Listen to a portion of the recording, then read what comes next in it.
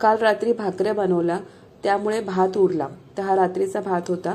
सकाळी भाजीसुद्धा नव्हती, तर विचार केला ह्याच भातापासून मी काहीतरी एक पदार्थ बनवीन जो सोपा होईल मला बनवायला आणि आऊंना पण मी डब्याला देऊ शकते. तर मी आधी सुरुवातीला हा फ्रीजच्या बाहेर काढून 10 मिनटं ठेवला. थोडा नॉर्मल टेम्परेचरला आल्यानंतर असं व्यवस्थित सुटसुटीत करून घेतलेला आहे भात हा.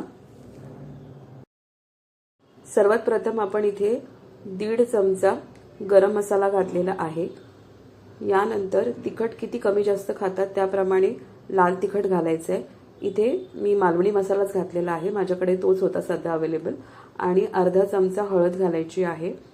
चवीनुसार कोथिंबीर, म्हणजे थोडीशी कोथिंबीर घातली का त्याची खूप छान चव येते भातामध्ये.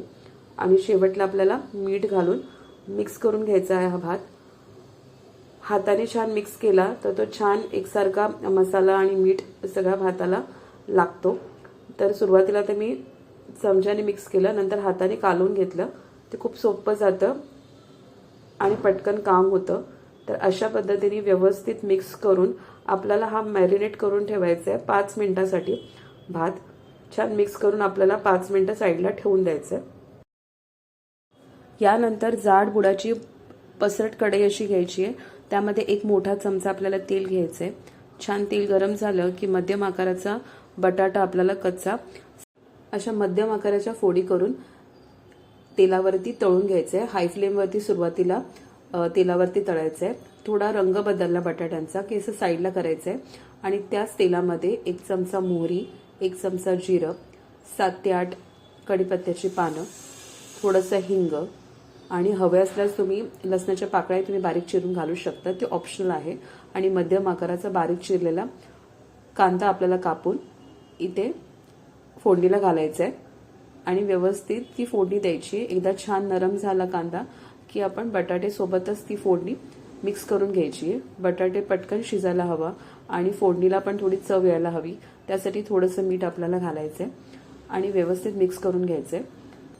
तुम्हाला हवं असल्यास इथे 1 चमचा बटर घालून आवडीच्या भाज्या तुम्ही घालू शकतात, जसं की मटार, गाजर, फरसबी, जे आपण पुलावमध्ये ज्या भाज्या वापरतो त्या तुम्ही ते स्वीट कॉर्न हे असं तुम्ही घालू शकतात. शिजवलेले आपल्याला घालायला लागतील. बटाटे पटकन शिजतात त्यामुळे आपण डायरेक्ट तेलावरती तळून घेतले. 5 मिनिटं लागतात बटाटे शिजायला. तर छान असं आपल्याला क्रिस्पी असं क्रंची सॉफ्ट ठेवायचे नाहीत बटाटे. हाय फ्लेमवरती तळण्याच्या मागचं कारण काय की थोडं असं क्रंच असतं बटाट्यांमध्ये. मग भातामध्ये जेव्हा ते बटाटे मिक्स होतात तेव्हा ते दाताखाली आले की खूप छान लागतात. एकदा बटाटे छान शिजले की आपण हा भात तयार करून ठेवलेला होता तो आपण कढईमध्ये घालायचा आहे. आता आपल्याला हाय फ्लेमवरती जसं फ्राईड राईस तळतात ना त्या पद्धतीने आपल्याला गरम करून घ्यायचं. ऑलरेडी शिजलेला आहे त्यामुळे जास्त वेळ आपल्याला परतून घ्यायचं नाही आहे. आपल्याला गरम करून घ्यायचा आहे भात. आणि पटकन तयार सुद्धा झालेला आहे, कारण का आपण सगळे मसाले आधीच आपण भातामध्ये मिक्स करून ठेवलेले होते. तर खूप झटपट होतो. सुरुवातीला करायला गेला की थोडं गडबड होते, कारण आपल्याला सवय नसते, नवीन काय बनवायचं असतं तर आपल्याला परत परत त्या रेसिपीचे इन्ग्रेडियंट्स साहित्य बघायला लागतात. एकदा हाताखालची झाली रेसिपी की ते सवय होऊन जाते. तर यामुळे फार लागत नाही, पटकन होतो. ताजा भात बनवून तुम्ही हा फोडणीचा भात बनवू शकतात. तर असा साधा डबा आहे आऊंचा. तर खालच्या डब्यामध्ये मी असा मसाला भात दिला किंवा फोडणीचा भात, आणि वरच्या प्लेटमध्ये मी इथे पालकची भाजी बनवलेली होती तर ती घातली तोंडी, आणि ताकही घेतात ते. तर असा हा साधासा डब्बा मसाला भात आणि भाजीसोबत. आय होप तुम्हाला ही रेसिपी आवडली असेल. तर तुम्ही पण एकदा करून बघा. मुलांना, आहोंना, सगळ्यांसाठी खूप सोपी अशी रेसिपी आहे. संध्याकाळी पण भूक लागली तर तुम्ही अशी फोडणीचा भात करून खाऊ शकतात. आम्ही लहान असताना असे करून खायचो. तर आताच्या मुलांनाही खूप आवडेल ही रेसिपी. तर करून बघा, आणि आवडली असेल रेसिपी लाईक, शेअर, सबस्क्राईब करा.